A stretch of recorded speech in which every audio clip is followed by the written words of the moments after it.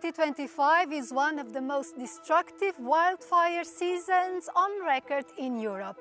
The EU has strengthened its firefighting capabilities, including through cooperation coordination by the bloc's civil protection mechanism.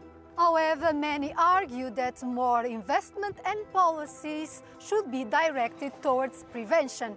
EU Decoded discusses how to best manage this natural and economic catastrophe.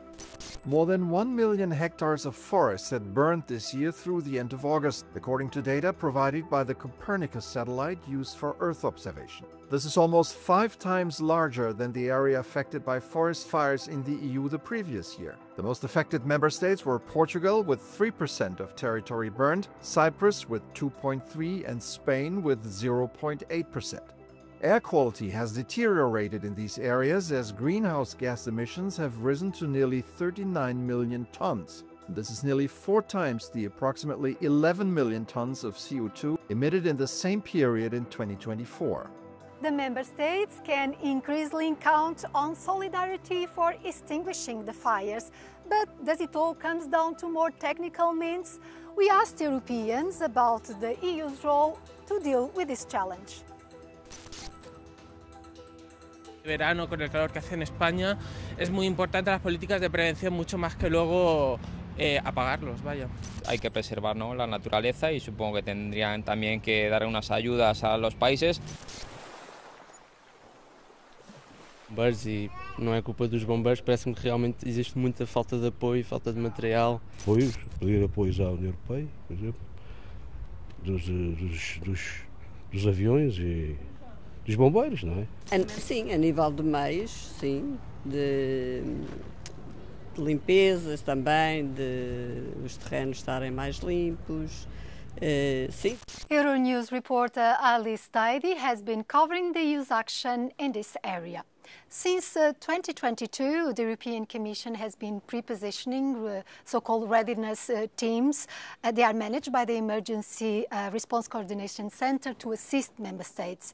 How does this fit into management of wildfires that are becoming a widespread problem in the bloc? The goal here is to ensure faster response time, but also enable valuable on-the-ground knowledge sharing, which is particularly relevant as because of climate change, wildfires are increasingly spreading to areas of Europe where they didn't happen so much, such as Northern and Eastern Europe. So for instance, this year, among the countries that provided firefighters to France, Spain, Portugal and Greece, you had Romania, Bulgaria, Czechia, Estonia, Latvia and Germany.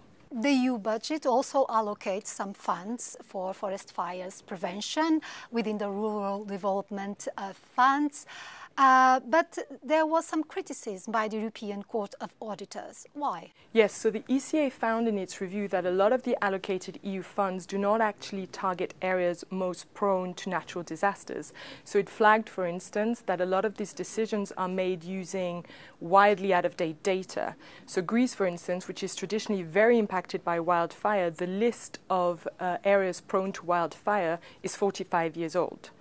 But the ECA did, however, welcome the fact that more and more money is now being spent on prevention rather than just response. Environmental activists and scientists said that the recently approved nature restoration law could play an important role if there was more political will to implement it. What are governments being asked for in this area?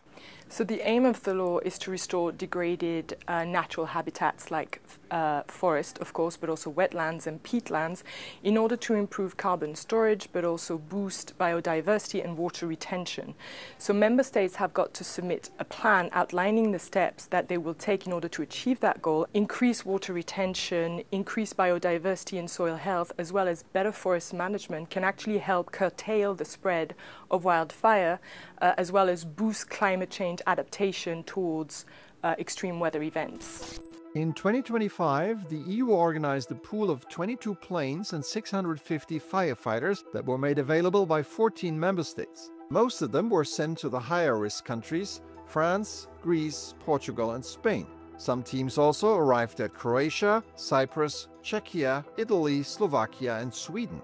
Between 2026 and 2029, a new fleet of 12 planes and 5 helicopters, financed by the Commission, will be permanently deployed in France, Greece, Portugal, Spain, Italy and Croatia.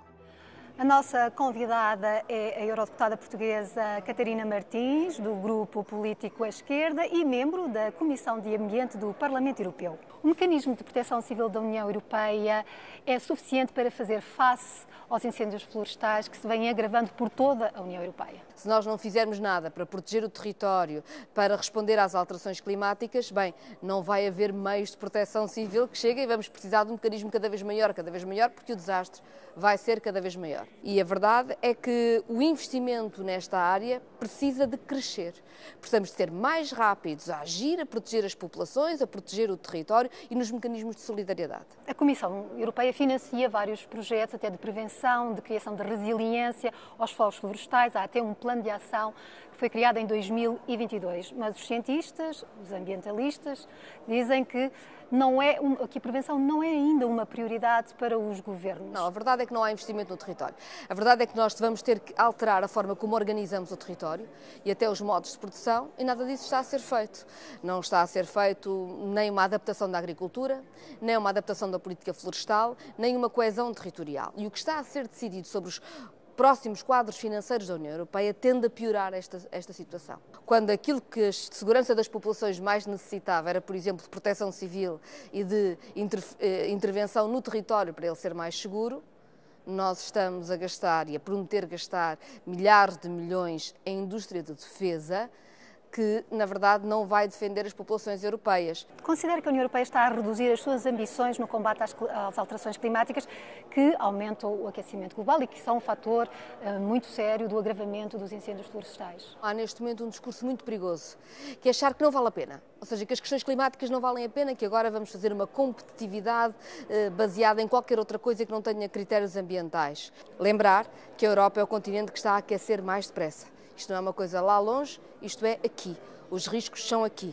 Teremos inundações novamente, teremos fogos novamente, teremos este susto outra vez e, portanto, a política climática não pode mesmo ser abandonada. Forest fires don't just consume trees and biodiversity, they are costing lives, putting health at risk due to poor air quality, destroying homes and businesses. With the risky season extending almost year-round and encompassing more regions of the EU, urgent action and strong policies are needed.